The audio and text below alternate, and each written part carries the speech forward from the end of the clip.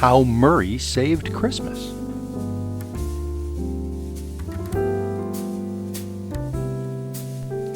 "'Twas the night before Christmas, and at the North Pole Santa was rockin' and ready to roll. His seatbelt was buckled, his reindeer were fed, and 5 billion toys were stuffed into his sled. There were dolls that said mama, and dolls that said goo, dolls that made music and dolls that made poo. There were dolls that grew tall at the push of a button, and a doll, best of all, that didn't do nothing. He revved up his reindeer, about to take off, when all of a sudden he heard a small cough. "Santa, could I have your attention?" It was Edison Elf with his latest invention. Now Edison thought of himself as a tinkerer, but as a tinkerer he was sort of a stinkerer. "My Jack-in-the-Box belongs on your list. It's a Jack-in-the-Box with a fabulous twist." So Santa Claus tried it, and oh, what a trick!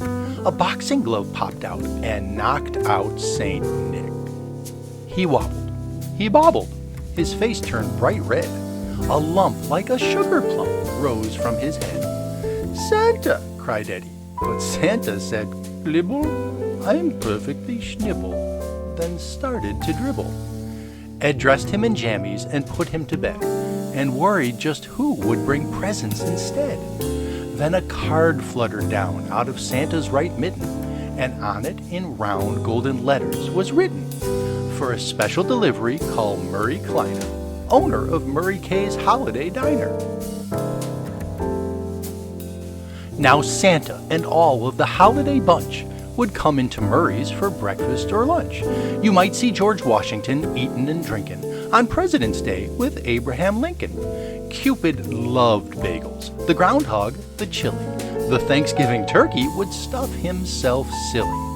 And how, you might wonder, did Santa get fat? Just thank Murray's chocolate chip cheesecake for that. But lunchtime was past. It was late Christmas Eve. Murray had closed and was ready to leave, when Ed parked the sleigh and he hollered to Murray, "I need a delivery and I'm in a big hurry." Murray said, "I can make you whatever you wish, a nice piece of fish or a spinach knish. But who are you, Shorty, and where's St. Nick?" Edison sobbed, "I made Santa Claus sick, and now I need you to deliver some toys to 200 countries, to good girls and boys. Just put on this red suit and get in the sleigh." "What are you, cuckoo?" cried Murray. "No way." "Give me one reason to schlep through the snow, bringing billions of presents to kids I don't know. Will anyone pay me? Will anyone tip? What if I slip and I fracture my hip? Look out the window, it's cold and it's shivery. Why in the world should I make this delivery?" "Because it's Christmas," said Ed. Christmas, you know, is that one special season when people do good things without a good reason. The grouchiest men will wear musical ties and buy Christmas presents for folks they despise. The cheapest of cheapskates will spend all his money, and people make fruitcakes from concrete and honey. Christmas works magic, and Edison knew it. "You're not playing fair," Murray grumped, "but I'll do it." Murray put on the suit. The belly was baggy, the shoulders were saggy, the bottom was draggy. "I'm fat," Murray said, "but it seems Santa's fatter. The caboose is quite loose, but I guess it won't matter." Then they hopped in the sleigh, which sped off like a comet, causing Murray to holler, "Slow down or I'll vomit. I've just got one rule, but Shorty, it's basic. If you go too fast, then I'm bound to get sleigh-sick." They made their first stop, Eddie fearing the worst. Murray fell down the chimney and landed tush first. He didn't come back till 2:15, when Eddie cried, "Murray, what happened to you?" Murray shrugged. "By the fireplace, kids hung up socks, so I loaded the socks up with bagels and lox." They went to the next house. It didn't go better. Murray got bit by a big Irish setter. He stepped on a turtle at house number 3. At house number 4, he knocked over the tree.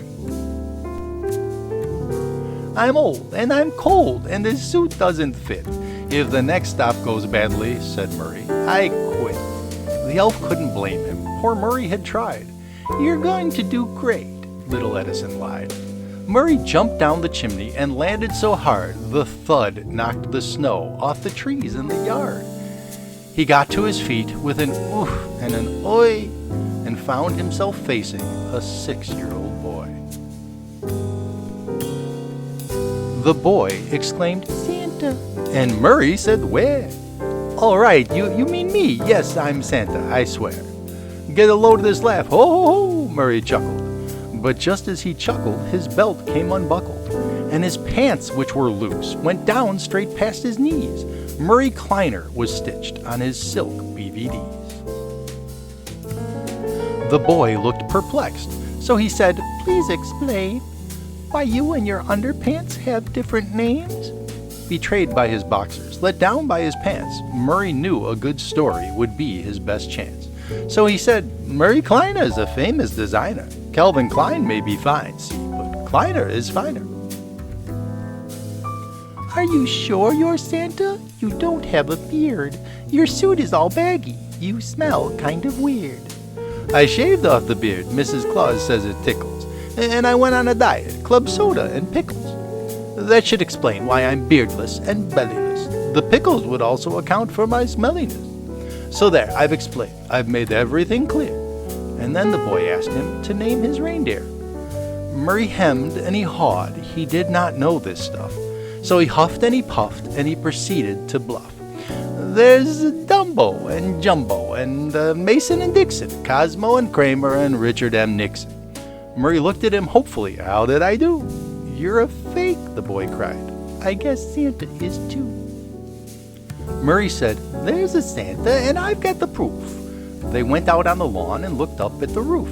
"That's Santa's sleigh sitting there in the snow. There's the toys and the reindeer whose names I don't know. Oh, Santa is real, kid. It's wrestling that's fake." And that's when the boy knew he'd made a mistake. This wasn't just some smelly guy in a suit, but an honest-to-goodness St. Nick substitute. And when the boy smiled, Murray felt a strange tingle. He knew for one night that he could be Kris Kringle.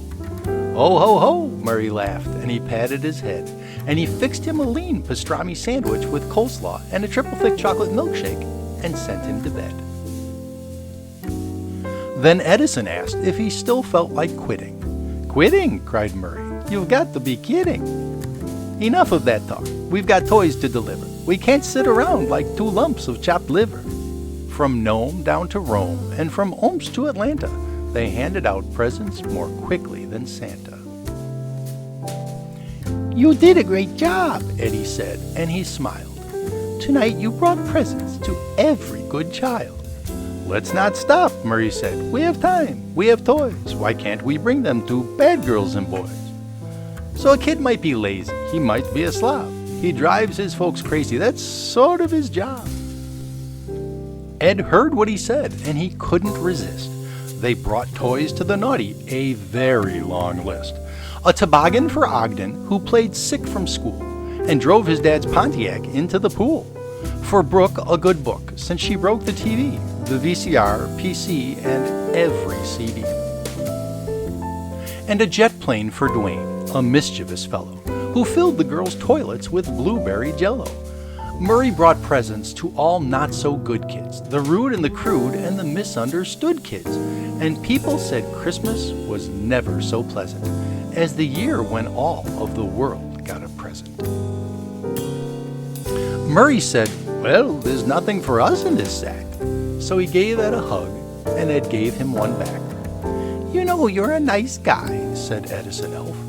"Thanks," Murray said. "You're not half bad yourself." On lipstick, on dipstick, on Pixie and Dixie, on Cramden and Norton and Alice and Trixie. And Edison said as they rode out of sight, "Merry Christmas to all, and to all a good night."